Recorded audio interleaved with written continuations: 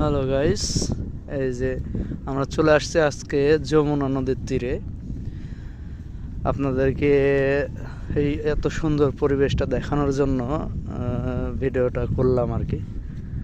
দেখুন কত সুন্দর।